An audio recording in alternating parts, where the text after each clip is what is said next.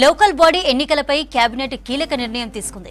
ప్రజాపాలన వారోత్సవాల తర్వాత స్థానిక సంస్థల ఎన్నికలు నిర్వహించాలని నిర్ణయించినట్లు మంత్రి పొంగులేటి శ్రీనివాసరెడ్డి చెప్పారు. సుమారు 6 గంటల పాటు జరిగిన కేబినెట్ భేటీలో తీసుకున్న నిర్ణయాలను మీడియాకు తెలిపారు మంత్రి. డిసెంబర్ 1వ తేదీ నుంచి 9 వరకు ప్రజాపాలన వారోత్సవాలు నిర్వహించనున్నారు. ఆ తర్వాత ఎప్పుడైనా ఎన్నికల షెడ్యూల్ ప్రకటించే అవకాశం ఉంది. మొదట గ్రామాల్లో ఎన్నికలు నిర్వహించాలని నిర్ణయించినట్లు మంత్రి పొంగులేటి చెప్పారు.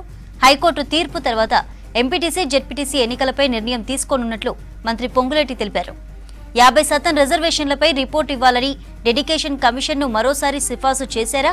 డెడికేషన్ కమిషన్ నివేదికను మరోసారి కేబినెట్లో పెట్టి డిస్కస్ చేయనున్నట్లుగా చెప్పారు.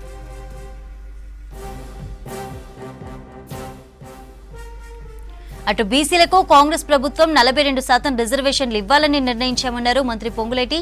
కాంగ్రెస్ పార్టీ పరంగానూ 42% రిజర్వేషన్లు ఇస్తామన్నారు. 15వ ఫైనాన్స్ కమిషన్ కాల పరిమితి వచ్చే ఏడాది మార్చి 31తో ముగియనుంది.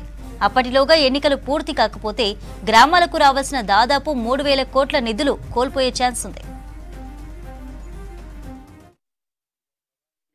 కొన్ని నెలల నుంచి ఏదైతే కాంగ్రెస్ పార్టీ మా నాయకులు రాహుల్ గాంధీ గారి ఆలోచనలకు అనుగుణంగా బీసీ కుటుంబ సభ్యులందరికీ స్థానిక సంస్థలలో 42% రిజర్వేషన్ కల్పించి ఎన్నికలకు పోవాలని రాష్ట్ర కేబినెట్ అప్రూవ్ చేసి అసెంబ్లీలో పాస్ చేసుకొని బిల్లుని అది గవర్నర్ గారికి పంపితే అది గవర్నర్ గారి దగ్గరే హోల్డ్ అయింది.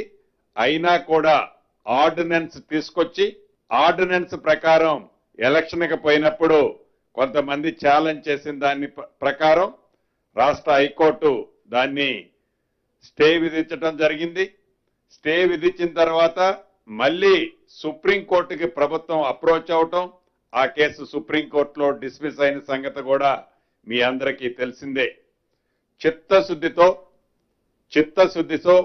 ఈ ప్రభుత్వం బీసీలకి 42% రిజర్వేషన్ కల్పించాలని శత విధాల ప్రయత్నం చేసిన కేంద్ర ప్రభుత్వ సహకారం లేని కారణంగా కేంద్ర ప్రభుత్వంలో ఇక్కడ నుంచి ఏదైతే రికమెండ్ చేసిన ఫైలు రాష్ట్రపతి గారి దగ్గరే హోల్డ్ అయి ఉండటం కారణం చేత కోర్టులలో కూడా ప్రభుత్వానికి వ్యతిరేకంగా నిర్ణయం వచ్చిన కారణం చేత రాష్ట్ర ప్రభుత్వం కోర్టులో ఫైట్ చేస్తూనే ఏదైతే 15th ఫైనాన్స్ కమిషన్ నుంచి రాష్ట్రానికి రావాల్సిన లోకల్ బాడీస్కి రావాల్సిన సుమారు 3,000 కోట్లు ఈ మార్చితో అవి ల్యాప్స్ అయిపోయే పొజిషన్ ఉంది. దాన్ని దృష్టిలో పెట్టుకొని పార్టీ పరంగా బీసీ సోదరులకి 42% రిజర్వేషన్లో సీట్లు అలాట్ చేస్తూ మొదట గ్రామ పంచాయతీ ఎన్నికలు నిర్వహించాలని ఈరోజు కేబినెట్ నిర్ణయించడం జరిగింది.